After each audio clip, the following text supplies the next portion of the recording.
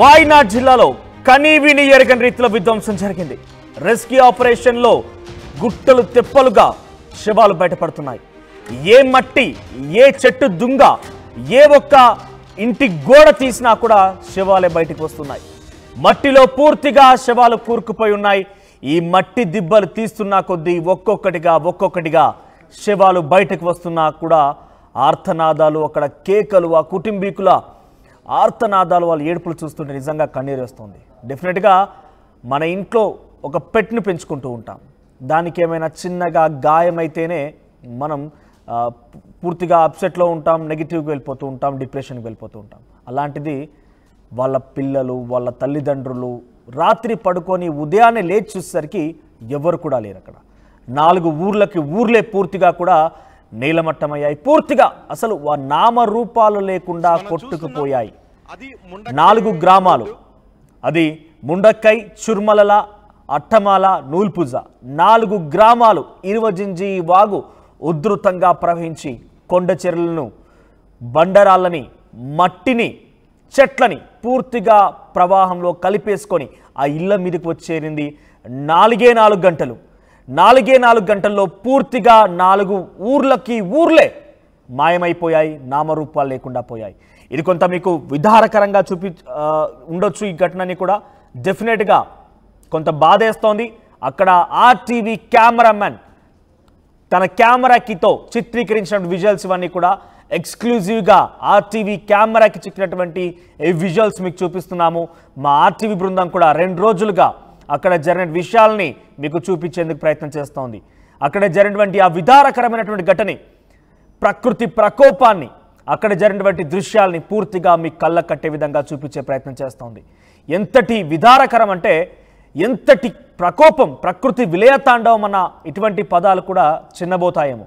మీరు చూస్తే కనుక ఆ మట్టి పూర్తిగా కొట్టుకు వచ్చిన నేపథ్యంలో ఆ బండరాళ్ళు, చెట్లు, దుంగలు, ఆ ఇతరత్ర ఇంటి గోడలన్నీ కొట్టుకొచ్చిన నేపథ్యంలో ఒక్కోటి తీస్తున్నా కొద్దీ వాటి కింద శవాలు బయటపడుతున్నాయి. మీరు చూస్తున్న ఆర్టీవీ స్క్రీన్ పైన ఒక మట్టి చేయి బయటకు వచ్చింది. శరీర భాగాలు ఒక్కొక్కటిగా కనబడుతున్నాయి. శరీరంలోని భాగాలు విడిపోయి కనబడుతున్నాయి. ఎవరి శరీర భాగం ఎవరిది? ఈ శరీర భాగం ఒకటి అక్కడ కనిపిస్తే ఆ శరీర భాగం ఎవరిదో కూడా తెలియడం లేదు. మీరు చూస్తే ఆర్టీవీ స్క్రీన్ పైన అక్కడ ఉన్నటువంటి రెస్క్యూ టీమ్ ఆపరేషన్స్ కొనసాగిస్తూ ముందుకు వెళ్తున్న నేపథ్యంలో ఒక చేయి కనిపించింది. అక్కడ మట్టిని తీస్తున్న కొద్దీ అక్కడ శవంగా కనిపించింది. సో ఈ రకంగా శరీర భాగాలు బయటపడుతున్నాయి. ఒక చేయి కనిపించింది. ఎంత విధారకరం అర్థం చేసుకోండి మీరు. బయట చేయి మాత్రమే ఉంది, కానీ ఎంత కొట్టుమిట్టాడుతూ, ఎంత ఆర్తనాదాలు చేస్తూ అక్కడ ఆ వ్యక్తి చనిపోయి ఉంటాడో మీరు భావించాలి. మట్టి మీదకి వస్తోంది, వరద ప్రవాహం కనబడుతోంది, నీళ్లు కనబడుతున్నాయి, మొత్తం కనబడుతోంది, కానీ ఏం చేయలేని పరిస్థితి. మొత్తం కూడా ప్రకృతి విలయతాండవానికి వారంతా బలైపోయారు. శరీర భాగాలు నుజ్జునుజ్జైన పరిస్థితి కనబడింది. ఇక ఏ శరీర భాగం ఎవరిదో కూడా అర్థం కాని పరిస్థితి. అర్థం చేసుకోవాలి. ఇక్కడ ఇటువంటి వార్త, ఇటువంటి విషయం చెప్తుంటే డెఫినెట్గా బాధేస్తోంది.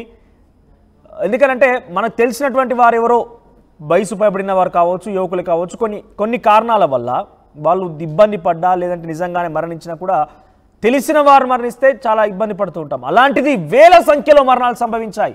1 కాదు, 2 కాదు, వేల సంఖ్యలో మరణాలు సంభవించాయి. ఇక్కడ మీరు చూడండి, ఒక కుక్క అక్కడ ఆ వరద ప్రవాహానికి చిక్కుకుపోయింది. పూర్తిగా తన శరీర భాగం మొత్తం కూడా మట్టిలో ఇరుక్కుపోయి ఉన్నది. కేవలం తన నోరు మాత్రం బయట ఉంది. దానికి తెలిసిందల్లా ఒకటే, తన పిల్లల్ని కాపాడుకోవాలి. మీరు చూస్తే ఆర్టీవీ స్క్రీన్ పైన కుక్కకు సంబంధించినటువంటి ఆ పిల్లలు కూడా ఉన్నాయి. కుక్క పిల్లలన్నీ కూడా వాటిని కాపాడుకోవడం కోసం అరుస్తూనే ఉంది. సుమారుగా ఈ ఘటన 2 రోజులు అవుతోంది. 2 రోజులుగా ఈ రోజు బయటకు వచ్చింది ఈ వీడియో. అయితే 2 రోజులుగా ఆ కుక్క అరుస్తూనే ఉంది, కానీ దాన్ని పట్టించుకున్న ఆదుడే లేదు. ఈ రకంగా తన పిల్లల్ని కాపాడుకోవడం కోసం చాలా సేపటి నుంచి ఆ కుక్క అరుస్తూనే ఉంది.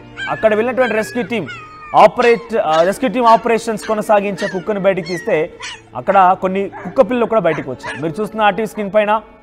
సో ఇటువంటి విధారకరమైన ఘటన. ఇదేదో సినిమాకి సంబంధించి ఎఫెక్ట్స్, గ్రాఫిక్స్ ఇంకేది కాదు, నిజ రూపం. 2000 మీటర్ల ఎత్తున్నటువంటి ఆ కొండ చర్యలు ఒక్కసారిగా ఆ నదీ ప్రవాహంలో, ఆ వాగులో కొట్టుకు వచ్చి మట్టి కొండ చర్యలు చెట్టు దుంగలు అన్ని కూడా కొట్టుకు వచ్చి ఆ ఊర్లనే మాయం చేసింది. ఆ 2000 మీటర్ల ఎత్తులో నుంచి వచ్చినటువంటి ఆ మట్టి చెట్టు దుంగలు వాటన్నిటి కూడా ఆ ఊర్లని కప్పేయడంతో అందరూ కూడా చనిపోయారు. వేలాదిగా మరణాలు సంభవించి ఉంటాయి. ప్రస్తుతానికైతే ఈ సంఖ్య 200కు పైగానే చేరింది.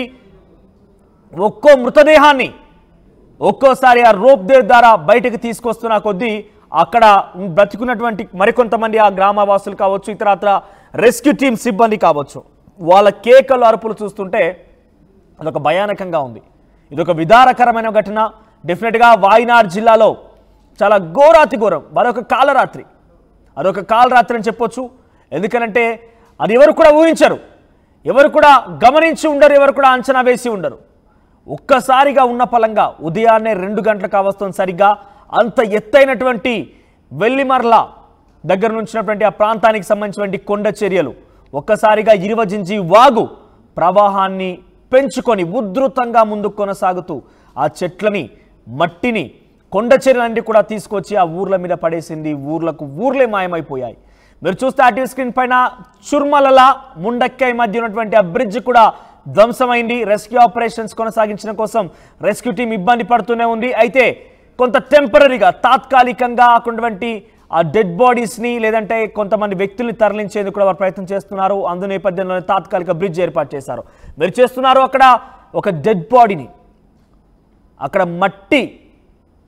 మట్టిలో కూరుకుపోయినటువంటి ఆ డెడ్ బాడీని వెలికి తీసి ఆ రోప్ సహాయంతో బయటికి తీసుకొస్తుంది రెస్క్యూ టీం. నిన్న సోషల్ మీడియాలోనే ఒక వీడియో కూడా చూసా. ఆ రెస్క్యూ టీమ్ ఆపరేషన్స్ కొనసాగిన తర్వాత డెడ్ బాడీస్ని వెలికి తీసిన తర్వాత వారందరినీ కూడా సురక్షిత ప్రాంతాలకు లేదంటే ఇతరత్ర ఫర్దర్ థింగ్స్ కోసం క్రిమేషన్ కోసం తీసుకొస్తున్న నేపథ్యంలో అంబులెన్స్లో ఒక ర్యాలీగా వస్తే సుమారుగా 9 నిమిషాల పాటుగా అతి వేగంగా అంబులెన్స్లు కదిలినా కూడా ఆ అంబులెన్స్ల సంఖ్య ఇంకా తీరలేదు. అంటే ఒక్కో అంబులెన్స్లో మినిమం 2 నుంచి 3 డెడ్ బాడీస్ని తీసుకెళ్తున్నారు. సో తాత్కాలికంగా ఏర్పాటు చేసినటువంటి ఈ బ్రిడ్జ్ పైన చుర్మలల ముండక్కై మధ్యనటువంటి ఆ బ్రిడ్జ్ దగ్గర నుంచి చిన్న పిల్లల్ని మీరు రెస్క్యూ టీం ఆర్మీ సిబ్బంది తరలించడం మీరు చూస్తున్న ఆర్టీవీ స్క్రీన్ పైన.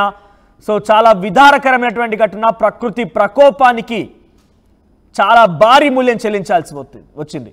వేల కోట్ల రూపాయల ఆస్తి నష్టం, వేలాది మంది మరణాలు సంభవించాయి. ఎవరు ఎక్కడున్నారో, ఎక్కడ చిక్కుకున్నారో, వారి మృతదేహం ఎక్కడ ఉందో, వారి మృతదేహం ఎక్కడ దొరుకుతుందో ఏది అర్థం కాని పరిస్థితి. బహుశా ఒకవేళ కనుక అక్కడ మృతదేహాలు కొన్ని దొరికి ఆ కుటుంబంలో ఎవరో ఒక సురక్షిత ప్రాంతాల్లో కనుక బ్రతికి ఉన్నా కూడా, వారి కుటుంబం మొత్తం చనిపోయి ఒక్కరు బ్రతికున్నా కూడా ఆ వ్యక్తి తన జీవితాంతం ఈ యొక్క కాలరాత్రిని గుర్తు చేసుకొని ఎప్పుడు కూడా దుఃఖించాల్సిందే. డెఫినెట్గా ఆర్టీవీ బృందం 2 రోజులుగా అక్కడే పర్యవేక్షిస్తోంది. అక్కడ పూర్తి స్థాయి విషయాలన్నింటి కూడా చెప్పేటువంటి ప్రయత్నం చేస్తోంది. ఆర్టీవీ కెమెరాకు చిక్కినటువంటి దృశ్యాలు ఇప్పటివరకు మీరు చూశారు. ఇక మరోవైపు అక్కడ మీరు రైట్ సైడ్ బాక్స్లో కనిపిస్తోంది ఒక స్కూల్, పక్కనే ఒక టెంపుల్ కూడా ఉండేనంట. ఆ స్కూల్ పూర్తిగా కూడా ఫస్ట్ సెకండ్ ఫ్లోర్స్ అన్నీ కూడా కొట్టుకుపోయాయి. సో దాంట్లో ఉన్నటువంటి ఆ సామాగ్రి మొత్తం కూడా కొట్టుకుపోయింది. పక్కన టెంపుల్ కొట్టుకుపోయింది. కేవలం పైకి మనకు కనబడుతుంది 1, 2 ఒక ఫ్లోర్ మాత్రమే మనకు చిన్న మచ్చుగా కనబడుతోంది. అయితే ఆ ఏరియాలో ఆ 4 ఊర్లకు సంబంధించినటువంటి హైట్లో ఉండేటువంటి స్కూల్ అది. సో అంత హైట్లో ఉన్నటువంటి స్కూల్లోనే ఆ స్థాయిలో నీటి మట్టం చేరిందని అంటే అర్థం చేసుకోవాలి ఎంత పెద్ద ఎత్తున అక్కడ వరద ఉధృతంగా వచ్చిందనేది. ఇక్కడ మీరు చూస్తున్నారు మరొక శిథిలం. ఆ శిథిలాల కింద, ఆ గోడల కింద, ఆ మట్టి దుంగల కింద ఒక్కొక్కటిగా తీస్తున్న కొద్దీ, శవాలు బయటపడుతున్న కొద్దీ అక్కడ ఉన్నటువంటి రిపోర్టింగ్ చేసేటువంటి మీడియా మిత్రులకు కావచ్చు, లేదంటే రెస్క్యూ టీం సిబ్బందికి కావచ్చు, డెఫినెట్గా వారందరూ కూడా కన్నీరు మునీరవుతున్న పరిస్థితి కనబడుతోంది. సో వాయనాడ్ జిల్లా మొత్తం కూడా ఈ విషయంపై పెద్ద ఎత్తున అక్కడ ఇదే చర్చ కొనసాగుతుంది. ఇప్పటికీ కూడా రెస్క్యూ ఆపరేషన్స్ కొనసాగుతున్న ఈ క్షణం వరకు కూడా ఇంకా అక్కడ వర్షం పడుతూనే ఉంది. వర్షాన్ని సైతం లెక్క చేయకుండా రెస్క్యూ టీం సిబ్బంది తమ ప్రయత్నాలు కొనసాగిస్తూనే ఉంది.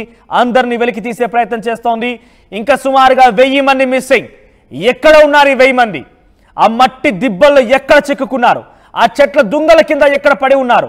ఆ గోడల కింద ఎక్కడ శిథిలాల కింద పడి ఉన్నారు? వారి మృతదేహాన్ని వెలికి తీసేందుకు రెస్క్యూ టీమ్ ఆపరేషన్స్ కొనసాగిస్తూనే ఉంది. సో ఎవరైనా ఇంకా కూడా బ్రతికి ఉండకపోతారా? ఎక్కడో ఒక చోట చెట్టుపైనో లేదంటే ఇంటిపైనో సురక్షితంగా ఉండకపోతారా అనే ఒక అంచనా నిన్నటి వరకు ఉండేది. కానీ ఇప్పుడు ఎవ్వరు కూడా లేరు. ప్రతి ఒక్క శిథిలం బయటకు తీసి వెలుగు తీసే పరిస్థితుల్లో ఒక్కొక్కటిగా శవాలు బయటకు వస్తున్న కొద్దీ అందరినీ హృదయ విదారక ఘటన, కన్నీరు మున్నీరు అవుటే విధంగా అక్కడ విలపిస్తున్నారు. రెస్క్యూ టీం సిబ్బంది కూడా ఇంతటి స్థాయిలో విధ్వంసాన్ని ఎప్పుడు చూసి ఉండరు. ఇంతటి స్థాయిలో విధ్వంసాన్ని ఊర్లనే ముంచెత్తి నామరూపాలు లేకుండా చేసినటువంటి ఘటన రెస్క్యూ టీం సిబ్బంది కూడా ఎప్పుడు చూసి ఉండరు. కేరళలో సహజంగా ఈ వరదలు, ఈ వాగులు పొంగడం ఇవన్నీ కూడా తరచుగా మనం చూస్తూ ఉంటాం. కొంత విపత్తు అనేది కలుగుతూ ఉంటుంది. కానీ ఇంతటి విపత్తు ఎప్పుడు కూడా కేరళ రాష్ట్రాన్ని తాకింది లేదు. 250 మందికి పైగా ఇప్పటికే మృతదేహాలను వెలికితీశారు అధికారులు, రెస్క్యూ టీం సిబ్బంది. మరొక 1000 మంది కోసం గాలింపు చర్యలు చేపడుతున్నారు. మీరు చూస్తే కనుక ఆ శిథిలాలను తొలగించేందుకు ప్రయత్నం చేస్తున్న నేపథ్యంలో కట్ చేస్తున్నారు చెట్లన్నింటి కూడా. ఆ శిథిలాలను తొలగించిన కొద్దీ ఏ శిథిలం కింద ఏ మృతదేహం బయటపడుతుంది అని ఒక బాధ వ్యక్తం చేస్తూనే, బాధపడుతూనే ఆపరేషన్స్ కొనసాగుతున్నాయి. ఆర్టీవీ మీకు ఎప్పటికప్పుడు వాయునాడికి సంబంధించిన ఘటన అందవేస్తూనే ఉంది, చేరవేస్తూనే ఉంది. అక్కడ జరిగినటువంటి ఆ ఘటనని మీకు చూపించే ప్రయత్నం చేస్తూనే ఉంది. డెఫినెట్గా ఎవరు చూసినా ఈ వీడియో చూసిన తర్వాత, ఈ విజువల్ చూసిన తర్వాత ఎవరైనా గుండెని బండరాయిలాగా చేసుకునేటువంటి వ్యక్తులైనా కూడా డెఫినెట్గా ఈ యొక్క విజువల్స్కి ఏడవాల్సిందే, కన్నీరు పెట్టాల్సిందే. ఎందుకంటే వేలాది మంది మిస్సింగ్, ఒక్కరు కాదు, ఇద్దరు కాదు. ఇక్కడ చూస్తే రెస్క్యూ ఆపరేషన్స్లో ఒక పెద్ద ఆయన్ని రోప్ సహాయంతో అక్కడ సేఫ్గా ఉన్నటువంటి ఆయన్ని తీసుకొని బయటకు తీసుకొస్తున్నారు. సో ఈ రకంగా రెస్క్యూ ఆపరేషన్స్ కొనసాగుతూనే ఉన్నాయి. ఆర్టీవీ కూడా ఎప్పటికప్పుడు తాజా ఇన్ఫర్మేషన్ మీకు అందిస్తూనే ఉంటుంది.